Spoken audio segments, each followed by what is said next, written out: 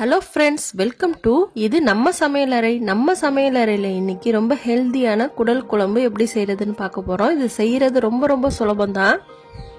அதுக்கு முன்னாடி என்னோட சேனலை சப்ஸ்கிரைப் பண்ணலனா மறக்காம சப்ஸ்கிரைப் பண்ணிடுங்க. கூட இருக்கிற பெல் ஐகானையும் பிரஸ் பண்ணிடுங்க. ஒரு ஆட்டு குடலை சுத்தமா க்ளீன் பண்ணி எடுத்திருக்கேன்.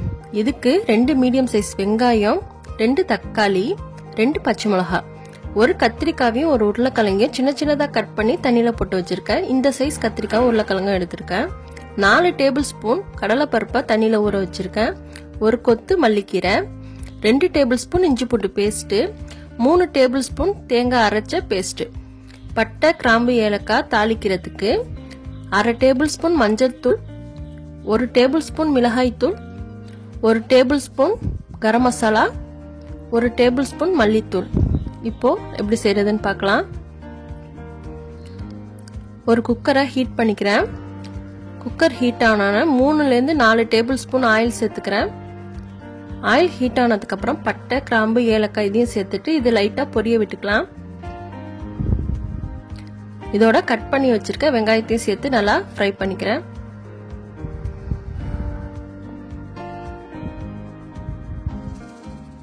வெங்காயம் நல்லா கலர் சேஞ்ச் ஆகி ஃப்ரை ஆகணும். இப்போ பாருங்க, நல்லா கலர் சேஞ்ச் ஆயிருக்கு.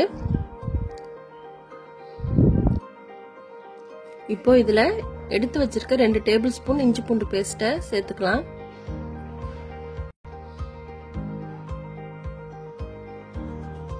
இஞ்சி பூண்டு பேஸ்ட்டை நல்லா எண்ணெயில ஃப்ரை பண்ணி விடுங்க.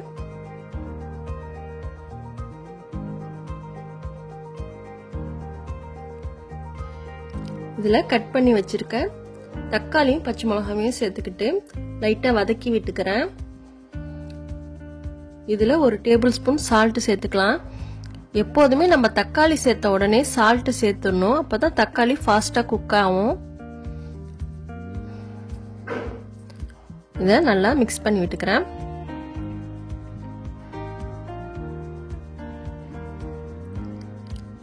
இத ஒரு 5 மினிட்ஸ் மூடி போட்டு குக் பண்ணிக்கலாம். அப்பதான் நல்லா மேஷ் ஆகும்.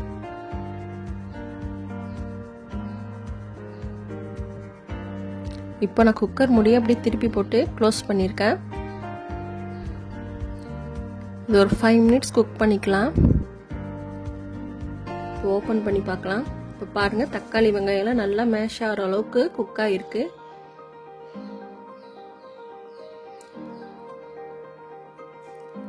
இதுல நம்ம ஸ்பைசஸ் சேர்த்துக்கலாம்.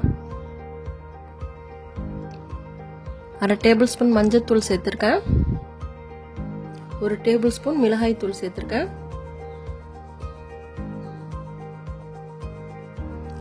1 டேபிள் ஸ்பூன் கரம் மசாலா. கரம் மசாலா இல்லைன்னா மிளகுத்தூளும் ஜீரகத்தூளும் 1/2 டேபிள் ஸ்பூன் சேர்த்துக்கலாம். மசாலா நல்லா ஃப்ரை ஆனதுக்கு அப்புறமா நம்ம கிளீன் பண்ணி எடுத்து வச்சிருக்க ஆட்டுக்குடலையும் இதுல சேர்த்து நல்லா மிக்ஸ் பண்ணி விட்டுக்கிறேன். இத ஒரு 5 மினிட்ஸ் ஆவது நல்லா வதக்கி விடணும். அப்பதான் ரொம்ப டேஸ்டா இருக்கும். எல்லா சைடும் படுற மாதிரி நல்லா மிக்ஸ் பண்ணி விடுங்க. இதோட மல்லிக்கீரையும் சேர்த்து நல்லா வதக்கி விட்டுக்கிறேன். ஆட்டுக்குடலை 5 மினிட்ஸ் நல்லா இந்த மசாலால வதக்கி விட்டாச்சு. இந்த மாதிரி சுருள வதக்கும் போதுதான் இந்த கிரேவி ரொம்ப டேஸ்டா இருக்கும். இதுல 1 கிளாஸ் வாட்டர் சேர்த்துக்கிறேன். வாட்டர் சேர்த்ததுக்கு அப்புறமா லைட்டா மிக்ஸ் பண்ணி இந்த ஓரங்கள்ல இருக்கிற மசாலாலாம் சேர்த்து நல்லா மிக்ஸ் பண்ணி விட்டுக்கணும்.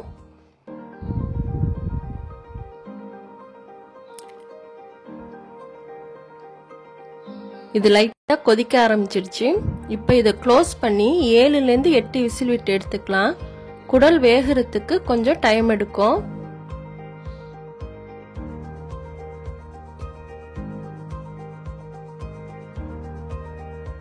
சரியா 8 விசிலுக்கு அப்புறமா பிரஷர் நல்லா ரிலீஸ் ஆனதுக்கு அப்புறம் இத குக்கரை ஓபன் பண்றேன். இப்ப பாருங்க, ஆட்டுக்குடல் நல்லா வெந்திருக்கு. ஆட்டுக்குடல் வெந்ததுக்கு அப்புறம் தான் நம்ம எடுத்து வச்சிருக்க மீதி திங்ஸ் எல்லாம் இதுல சேர்க்கணும். அதுக்கு முன்னாடி சேர்க்க கூடாது. இப்போ அரைச்சி வச்சிருக்க தேங்காய் பேஸ்ட ஃபர்ஸ்ட் சேர்த்துக்கிறேன்.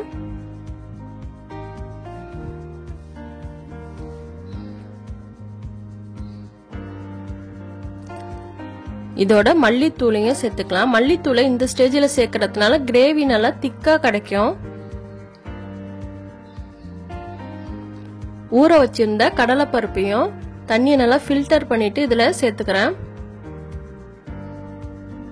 கட் பண்ணி வச்சிருக்க கத்திரிக்காயையும் உருளைக்கிழங்கையும் தண்ணியை ஃபில்டர் பண்ணிட்டு இதோட ஒன்னாவே சேர்த்து மிக்ஸ் பண்ணி விட்டுக்கலாம்.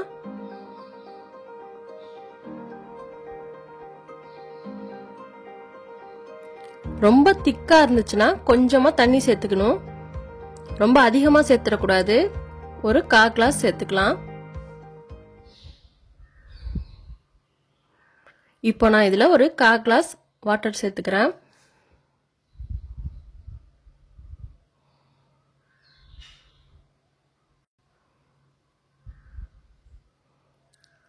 வாட்டர் சேர்த்ததுக்கு அப்புறமா சால்ட்டை செக் பண்ணிக்கோங்க. இந்த ஸ்டேஜ்ல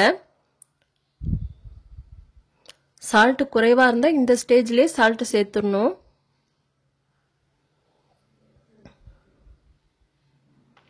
நான் ஒரு 1/2 டேபிள் ஸ்பூன் சால்ட் சேர்க்கிறேன்.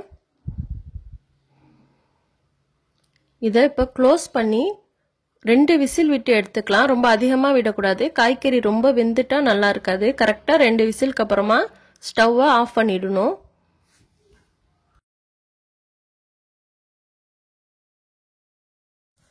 சரியா 2 விசிலுக்கு அப்புறமா குக்கரை ஓபன் பண்றேன்.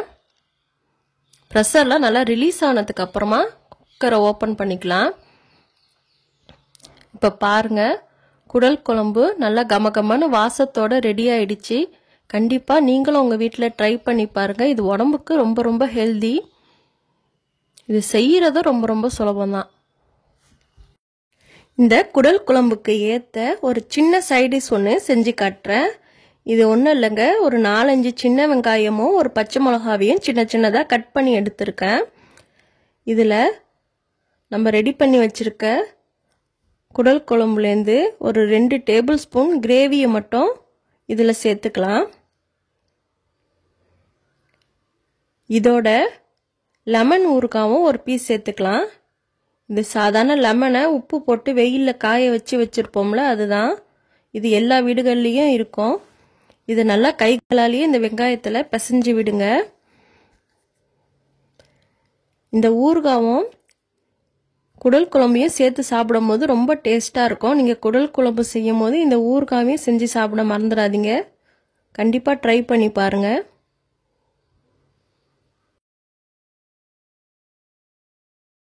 இந்த டிஷ் உங்களுக்கு பிடிச்சிருந்துச்சுன்னா மறக்காம நம்மளோட சேனலை சப்ஸ்கிரைப் பண்ணிடுங்க. கூட இருக்கிற பெல் ஐக்கானையும் பிரஸ் பண்ணிடுங்க. லைக் பண்ணுங்க, ஷேர் பண்ணுங்க, கமெண்ட் பண்ணுங்க. ஏதாவது குறைகள் இருந்தால் கமெண்ட் பாக்ஸில் சொல்லுங்க. தேங்க்யூ.